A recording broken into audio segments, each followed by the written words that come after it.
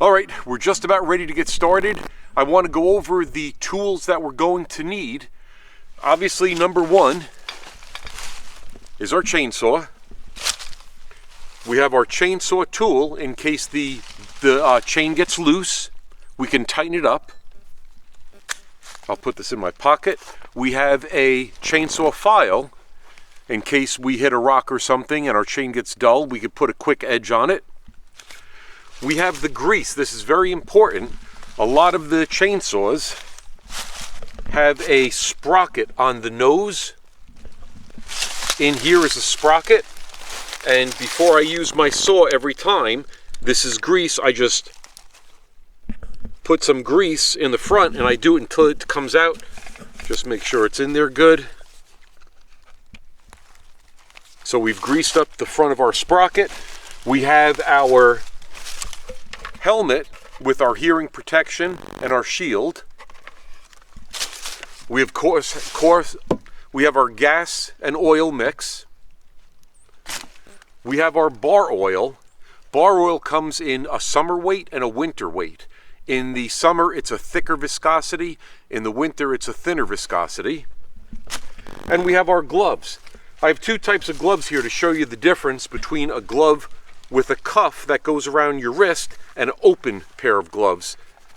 The problem with these gloves, when you're cutting with the chainsaw, a lot of the chips are going to get into your wrist in this opening and get into the gloves. So when you're using the chainsaw, you want something with a closed wrist, a cuff on it, just like this. This is better. Okay, now some guys use chaps, some guys put goggles on with the shield. The problem I have with the goggles is that they fog up on me, and the chaps I really don't like using. And anyway, once we go over all this, we're going to put some gas and oil in the saw. Let's do that real quick.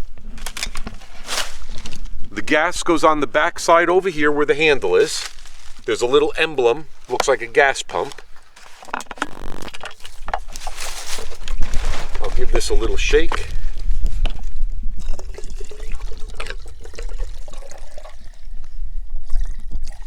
Nice.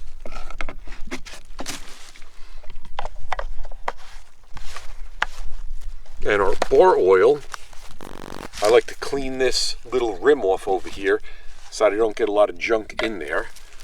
The bar oil goes in here.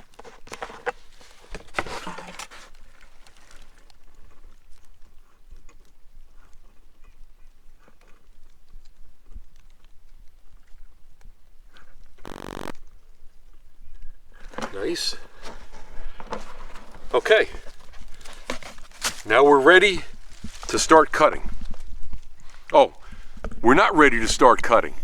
What we're ready to do is choose the tree and determine which way it's going to fall and if there's any safety issues that we need to be concerned with. So let's go look at the tree. Okay. This is the tree that we've decided to cut.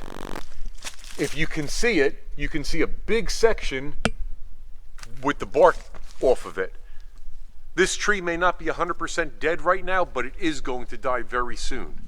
So this is the tree that we are going to take down. We need to first look at any obstructions. If there's any kind of tripping hazard, we want to remove it.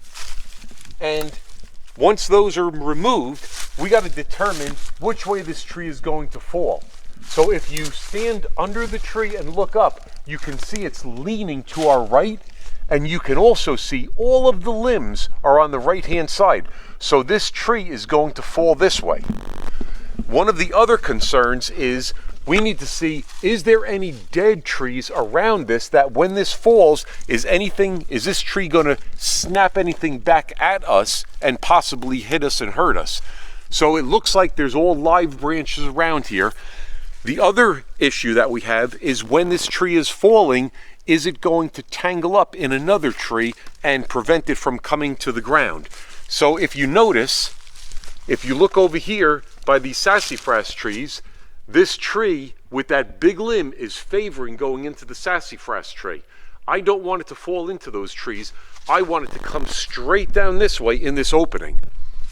So for me to steer that tree, when I cut my notch, if this is the direction that I want it to fall, I want to cut my notch in that direction so that the path of least resistance for that tree is this way.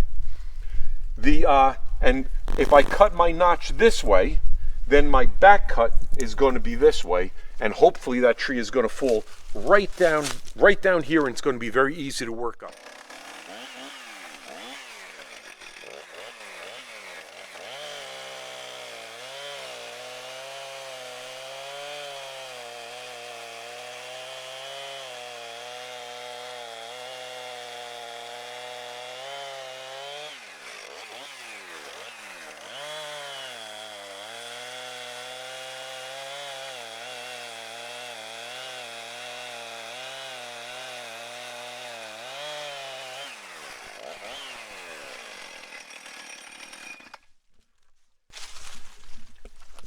Now that our notch is cut, now I'm going to back cut it. What I want to do, because the tree is favoring going this way, when I cut my back cut, there's going to be a hinge left. What I want to do is I want to leave more of a hinge on this side than on the other side, so that when it starts going down, it'll be pulled this way.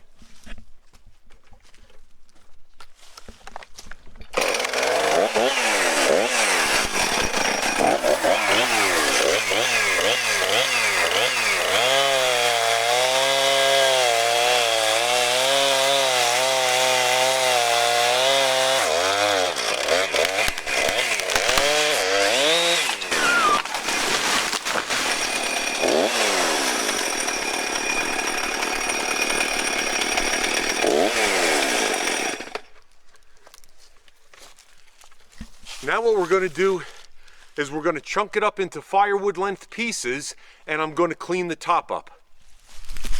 Guys, it's important when you're chunking the log up into firewood that you don't pinch your saw. If you look at the tree here, you can see it's touching the ground at the base here, and then the ground opens up and the tree is not touching anything all the way up to about right here where these limbs are. So when I start cutting, because there's a hollow underneath, the tree is going to want to come down and pinch my saw. So I'll show you what to do when you get to that point.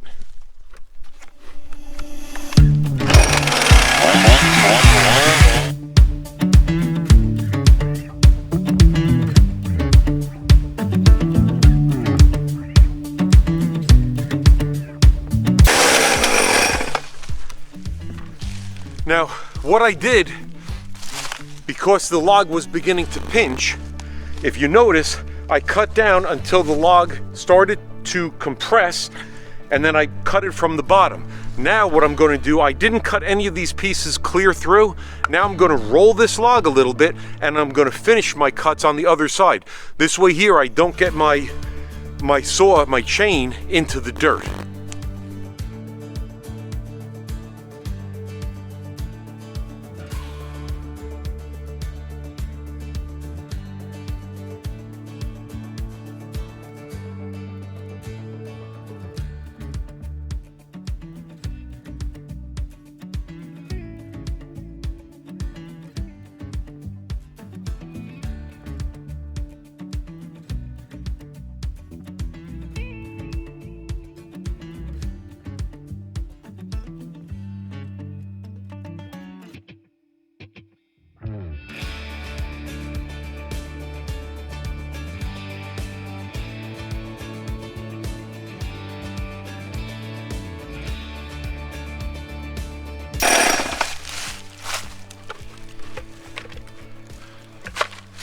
I'm starting to get some of these branches under my feet, so I'm going to take a second now and clear my area. The last thing I want to do is to trip.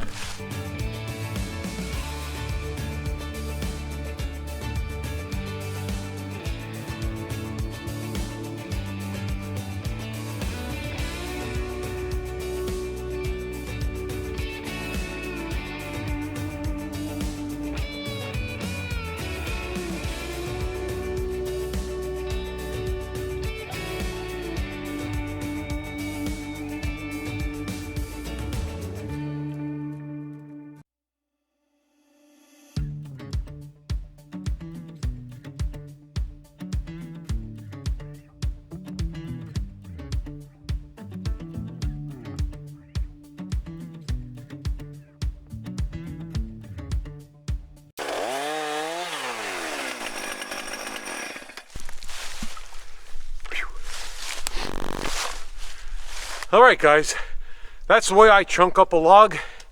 And the next thing we're gonna do, get our splitting maul and start splitting.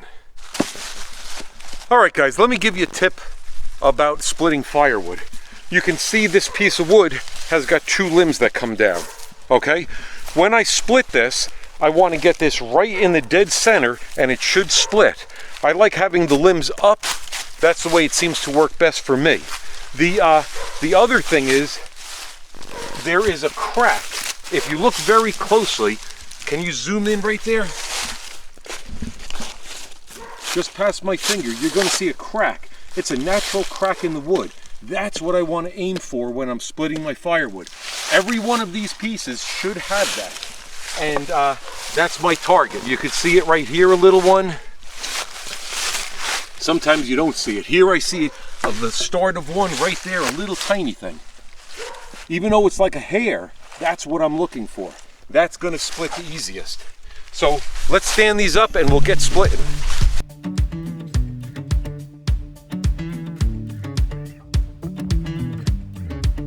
If you look over here, this may be a better example of the crack. Here, step to the side, please.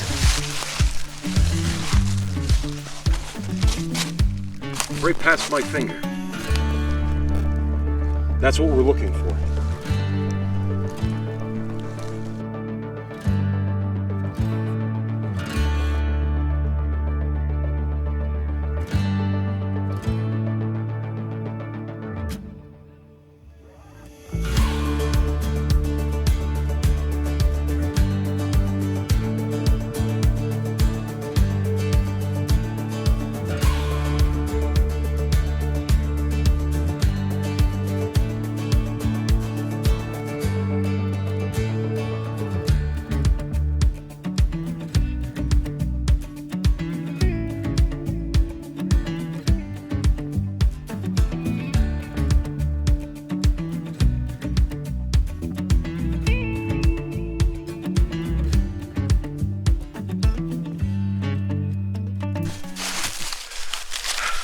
I'm gonna take a knee. Well, guys, some guys go to the gym and spend $100 every single month on a membership, and they're in there working hard just like we just did. At the end of the day, they got nothing to show for it. We're out here right now. We're working hard, but we're gonna be able to heat our house, keep our family warm, and we're out in the fresh air. It's, you know, we gotta be so grateful for every moment that we have. Even doing this is not work, it's fun, and especially with my family. I got a little bit winded, but you know, I'm 60 years old. You young guys, you should be able to do this all day long. I recommend getting out there and doing it. Right now I got Eli taking a count. Every year we use wood exclusively, and our house is about 1,500, I guess, square feet. And all that we use is wood. We use 3,600 pieces during the course of the year. And I'll tell you in 1 second how many pieces we have. We got 141. All right, guys, let's talk about the economics for a second. I need 3,600 pieces of firewood. You saw the size of this tree. It wasn't a giant tree. I got 141 pieces. That means I need to cut 25 trees. It took me from start to finish. Of course, I didn't stack it up yet, but so far it's been 1 hour.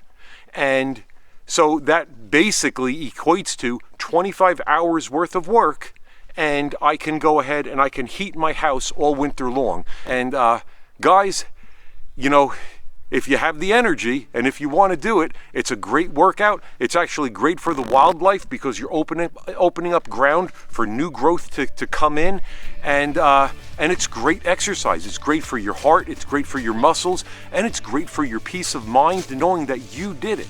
That's the best satisfaction of all of it. At the end of the day, I can look and I can say, look what we did. And then my son and I at dinner can congratulate each other tonight, saying, yeah, we did it.